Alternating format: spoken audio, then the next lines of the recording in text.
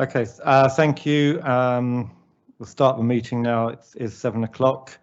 I'd just like to advise you that the meeting may be recorded and data collected during the recording of the meeting will be retained in accordance with the Council's data retention policy. The recording of the meeting may be added to the Council's website.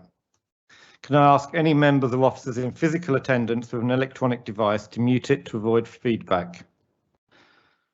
Can I ask that members please speak clearly and closely into the mic and switch back to mute after speaking, as remote participants will be unable to hear if more than one microphone is left open. Can I ask any remote participants to keep their camera and microphone off unless they wish to speak, and ideally not use the camera facility at all, as this can affect the quality of the meeting. I'd like to remind members that any remote participants that wish to speak must join the meeting via the participants link sent out to them, not the link on the website, which is for viewing the meeting only. Also, members should be reminded that they should access the meeting using their Swale Borough Council laptop to participate if it's working. If members join the meeting on the website or on a mobile phone or tablet device, it will not always be possible to be heard or identified, and you may not be recorded as being in remote attendance. I'd like to welcome everyone to this hybrid cabinet meeting, including visiting members and members of the public. For the benefit of the public, I'd like to advise that the following officers are in attendance either in the council chamber or remotely: the Chief Executive, the Director of Neighbourhoods and Regeneration, the Director of Resources, I'm sure Roger doesn't have this longer list, the Head of Policy, Communications and Customer Services and Monitoring Officer, the Principal Solicitor, the Head of Planning Services, the Planning Policy Manager, the Head of Regeneration and Economic Development, Community Development Manager, the Conservation and Design Manager, the Property Services Manager, the Buildings Manager and Democratic Services. Can I check if there are any other officers in attendance?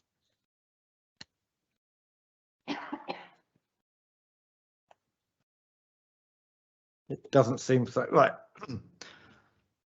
I trust that we're all familiar with the emergency evacuation procedure. Are there any apologies for absence? Thank you, Chairman. Apologies have been received from Councillor Roger Truelove. Thank you. And Councillors Monique Bonney and Tim Valentine are joining us remotely. They will be able to present and speak, but they cannot vote as they're not actually present in the chamber. Right, can I ask that members approve the minutes of the Cabinet meeting held on the 22nd of September 2021, minutes numbers 303 to 316 as a correct record? That's agreed. Are there any declarations of interest? Councillor Whiting. Yeah, apologies, Chairman. It's not a declaration of interest, but just for clarification, those members that are here remotely, are they entitled to speak, or is it just the cabinet members that are entitled to speak? I believe that the leader normally requires people who wish to speak to register in advance, so that we have a list of them, and there have been no advance registers to speak. Including the cabinet members? No, the cabinet members will be able to speak because they're presenting items and are members of this committee. We get clarification from the Chief Executive on that. Thank you. Can we have clarification from the Chief Executive as to whether or not cabinet members attending remotely are allowed to speak? Thank you, Chair. Cabinet members attending remotely are allowed to speak. However, as the Chair has said, they're not able to vote. Councillors who are visiting councillors, i.e. not members of this committee, are able to speak if they have given notice, as the Chair has said. Okay, I'd like to advise that the items on the agenda tonight are Part B reports for decision by Cabinet. In the well-established tradition of our normal leader, I'll just take a moment to say a few words.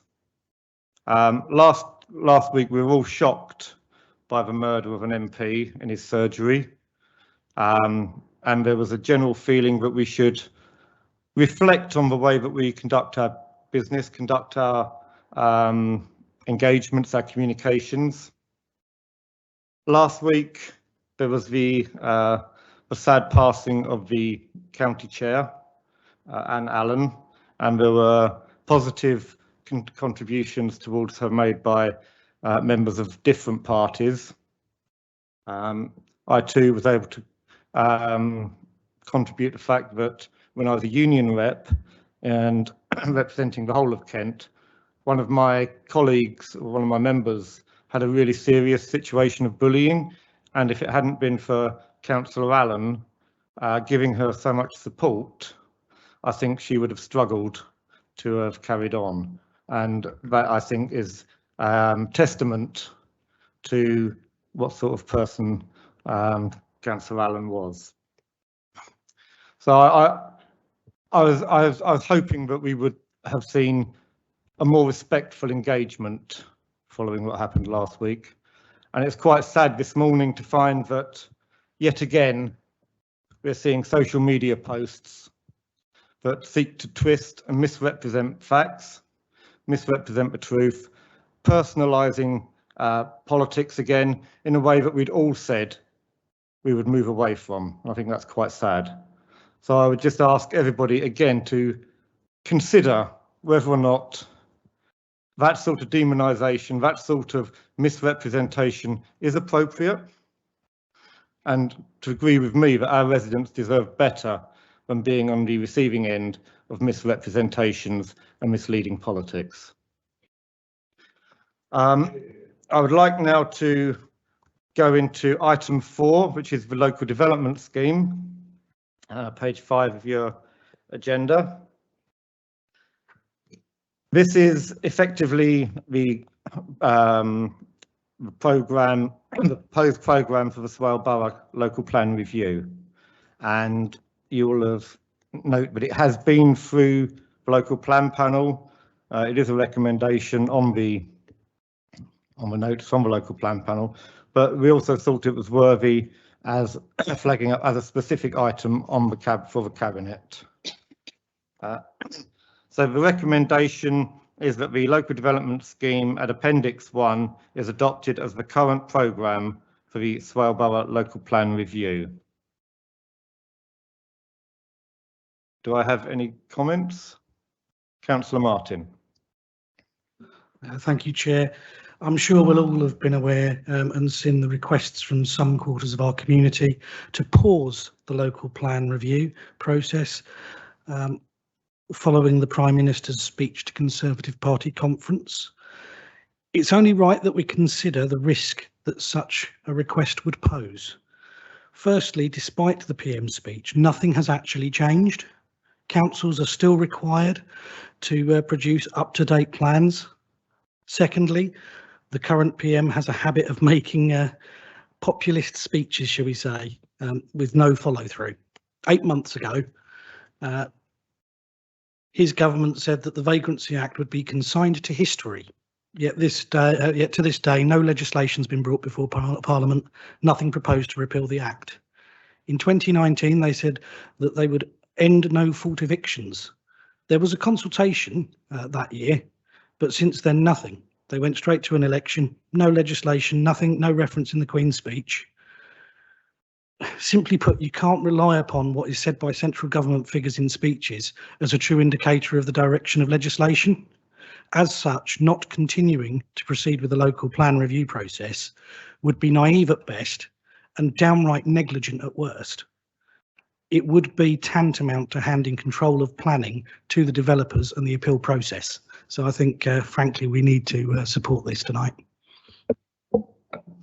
Thank you, Councillor Martin. I won't be summing up at much length tonight after that. Anybody else got anything they'd like to add? Okay, Councillor Whiting, are you speaking on behalf of your group? or as an individual? I'll speak on behalf of my group, Chairman, if I may. I did ask last week that you or the leader write to Michael Gove to get clarification on this particular point. You pushed back on that and said you wanted to wait until Welling and Hatfield had their response. I was really pleased that the leader then said, I'm going to write to Michael Gove and question this. So I am absolutely in support of the councillor opposite in saying that we should write to government, get some clarification. I am disappointed, however, that the administration has sought not to delay the Reg 18 consultation in the way that other councils around the county are doing while they wait that clarification from Mr. Gove. I'll just correct you on a couple of points there. There was no resistance to writing to Mr. Gove. What you were asked at that meeting was whether or not you expected a letter from us to receive a different response to that of response that would be received by Welling Hatfield. And at the end of that meeting, I agreed that I would seek such a letter. And straight after that meeting, I emailed or contacted Councillor Truelove with that suggestion. So it's it was. With respect, Chairman. Sorry, I haven't called you in. That's not true. Whiting. It is true. With respect, it's not true. It is true, and Councillor Whiting. Whiting. Present on the meeting, and you said you would rather wait till the response to Welling and Hatfield. Councillor Whiting, that is not true, and you are not being called back in again just to have arguments. You call out other people on it. Observe your own etiquette yourself. At the end of that meeting, it had been agreed that I would seek to get such a letter put forward. At my request, thank you. So you've now accepted that it was at that meeting. Thank you.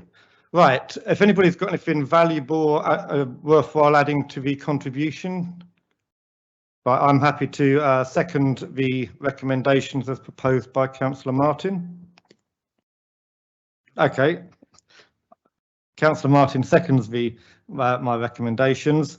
All those in favour, please indicate. Thank you. Okay, agenda item.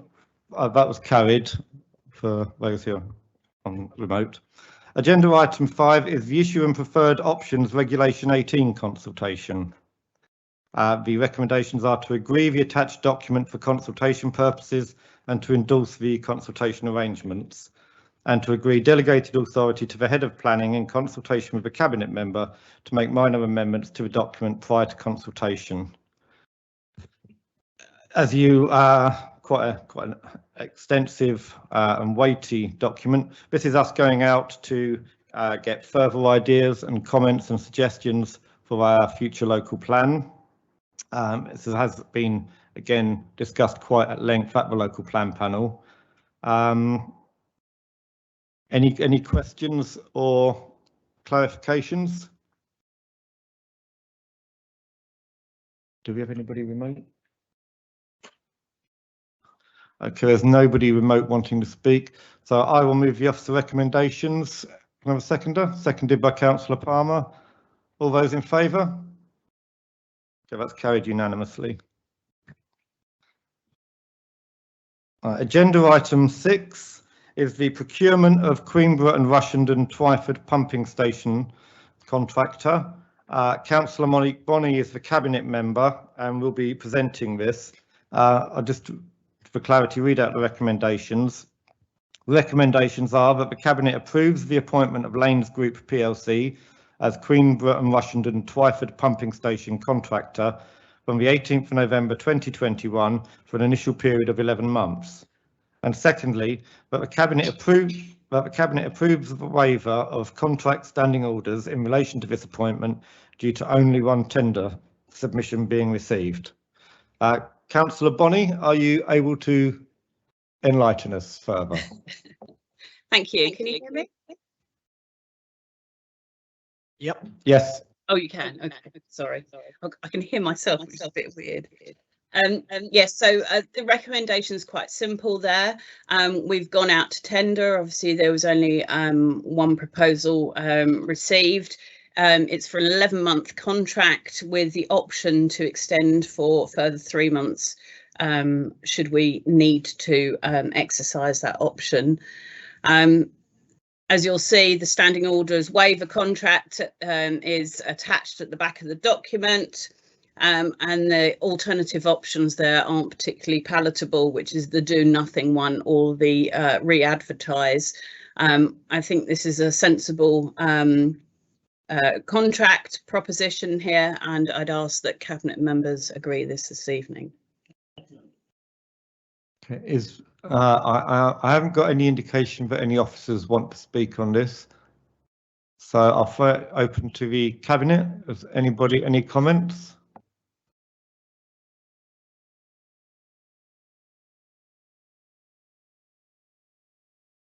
In that case, I'll move the recommendations. Can I have a seconder? That's Councillor Harrison. All those in favour, please indicate. That's carried unanimously. Agenda item 7 is the Milstead Conservation Area Review. One of the first ones that were requested by an area committee. We have had a late submission to the Milstead Conservation Area Review, and it's from a resident in Milstead, and they're saying, I'm in favour of the proposed extension of a Milstead Conservation Area. So that's the latest addition to the responses.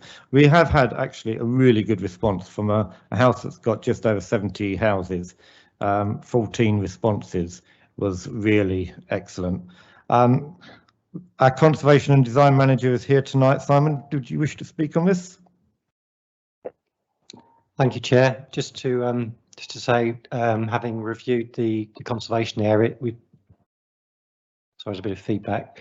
Feel it's a very sound conservation area. We've looked at the boundaries carefully, and we've obviously made some changes to those. We feel it's very worthy of redesignation with the boundary changes that are shown in the document, and obviously would like support in taking that forward for adoption.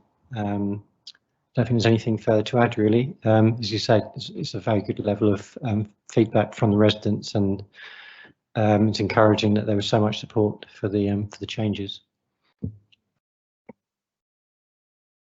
There are 4 recommendations which are on page 137. Recommendations are to note the responses received during the consultation, which are summarised at Appendix 1, to note the content of the conservation area character appraisal and associated management strategy. Document for Milstead as amended in the response to the public consultation, and to resolve that the Milstead Conservation Area is of special architectural or historic interest, the character or appearance of which it is desirable to preserve or enhance, and that as such it should be redesignated as a conservation area in accordance with Section 69 of the Planning, Listed Buildings and Conservation Areas Act 1990. And in light of the above, to resolve that the boundary to the conservation area be redrawn as proposed in the amended character appraisal and management plan document, and that this document for Milstead Conservation Area be formally adopted for development management purposes. I'd like to call in Councillor Bonney to speak on this item. Thank you. Thank you very much. Obviously, this village falls within my ward, but speaking as a cabinet member, just like to say, thank you to the officers and to the consultant involved who helped write the underlying document here.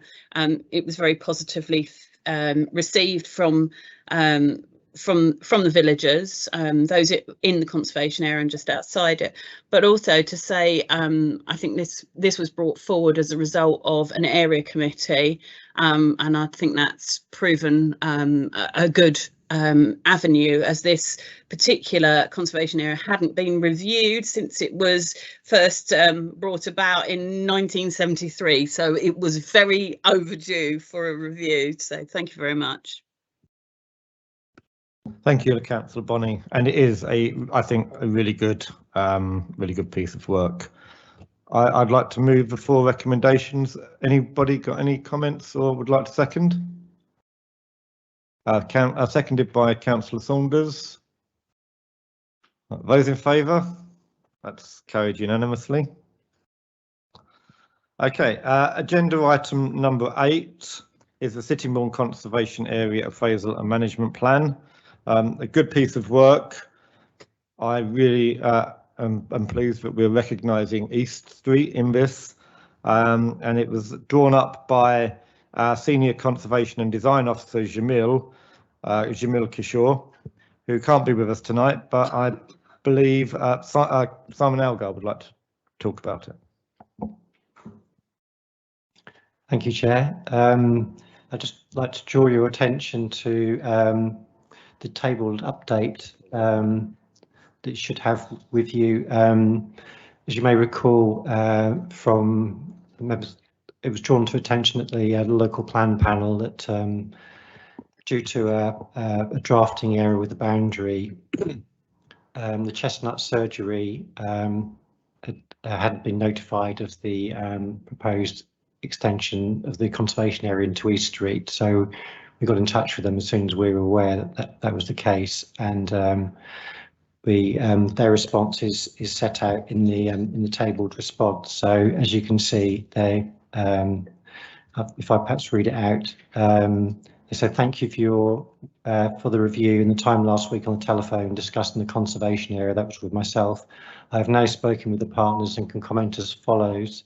The partners are supportive of the conservation area with a caveat that we are looking to move from the existing site in East Street to a new development to be constructed on Bell Road. As you're aware, any conservation area cannot affect the sale of the existing surgery site, as this is part of the development deal with AREA. We do understand that the conservation area increases the sale price of property in most cases, and hopefully this would be the same with the East Street site. However, this is not guaranteed and can fluctuate with market values, etc. Would it be possible to share when the conservation order is likely to be in place if agreed and a timescale if not? I've also spoken to Monique to gain some reassurances regarding this review, and she has assured me that this would not hamper our attempts to relocate and provide an improved new medical centre for the residents of Sittingbourne that is so badly needed. Happy to clarify any points if you require. So that's from the practice manager. So I think you can see from that they've got no particular, or certainly no fundamental objections to the proposed extension. So the broad consensus is that the proposals are supported by the sort of limited number of parties that have written in, and we do feel that it's very legitimate to include part of East Street because there is a good collection of buildings and spaces within East Street that are worthy of conservation area status and would benefit from having that protection. I think is there anything else I can usefully add? Thank you, Chair. Thank you, Simon. So I believe we need a 5th recommendation to incorporate the amended conservation area boundary. The boundary has been corrected in the document that's in the pack. So lovely. Yeah. Okay. Have we any comments on the phone? Anybody got anything to say? Councillor Harrison. Just really clarification, Chair, on the tabled document. Any conservation area cannot affect affect the sale of the existing surgery site as this is part of the development deal with AREA. I'm not quite sure what that meant. If it's a conservation area, it might put people off buying it. Was that what it's about? Simon? Yeah, it's not entirely clear what they mean by that, and I haven't had a follow-up conversation, but certainly a conservation area designation. I'm not sure why feedback. Can I come in? Not yet, Monique. I'm off. Sorry, Simon. Sorry about that. There's no reason why conservation area designation should hold up a sale.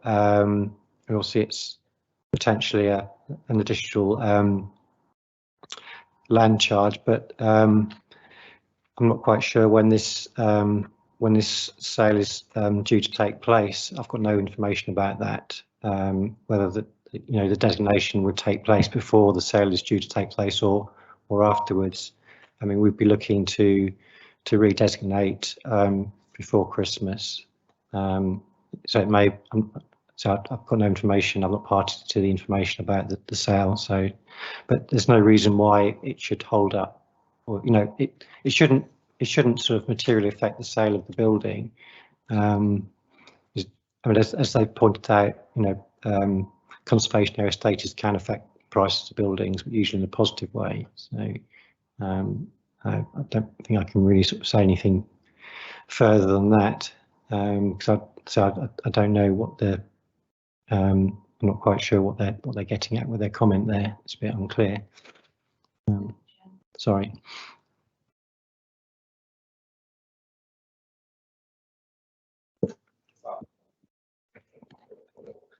Councillor Bonney, please. Hello, evening.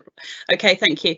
Yes, so I'm aware that obviously the surgery might move, and that as part of that process that the old surgery would then that something would have to happen with that, i.e. probably be redeveloped in some way.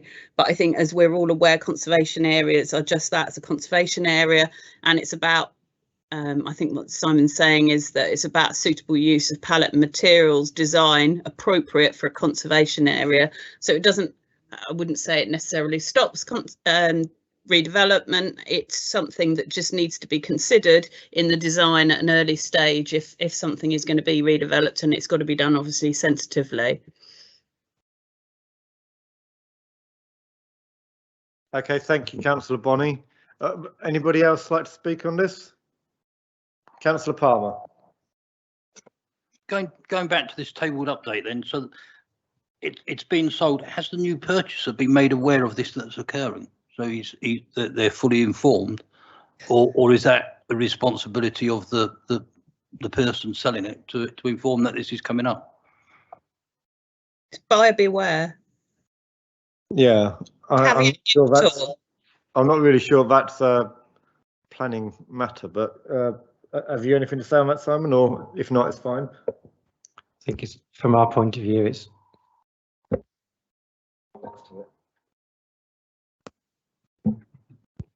I think it's a question of best endeavours to make sure we notify the people that we're have an interest, and if we're not sure who that party is, it's I think it's kind of beyond our control really to make them aware. So I think there has been notification of all the affected parties, also late notification for the surgery, and there's been other publicity as well. So I would have thought that if the purchase is quite close to taking place, that they would be aware of the conservation area proposals. Okay, thank you, Simon.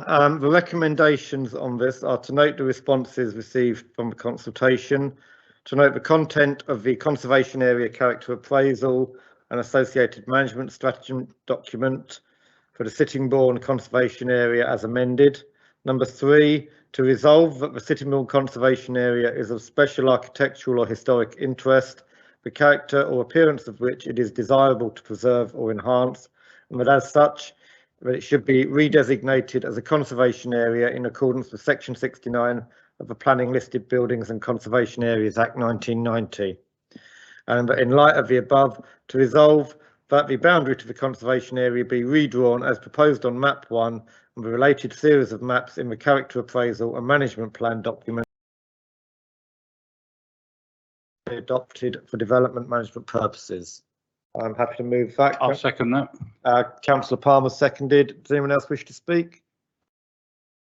Okay, those in favour, please indicate. That is carried unanimously. Moving to agenda item 9. This is the reactive and planned term maintenance contract extension of contract. Councillor Bonney to present.